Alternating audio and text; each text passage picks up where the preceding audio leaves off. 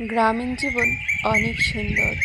দিগন্ত জোড়া মাঠ, ফসলের ক্ষেত, সারি সারি গাছের মধ্যে দিয়ে পড়ন্ত বিকেলের সূর্য দেখা আলাদা প্রশান্তি এনে দেয়।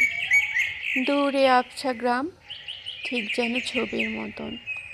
সাজানো বাগান, চারপাশের হিমেল হাওয়া, পাখির কিচিরমিচির ডাক, এক আলাদা রকমের অনুভূতি, যা গ্রামে না আসলে বোঝা যায় না সেই অনুভূতি কেমন হয়।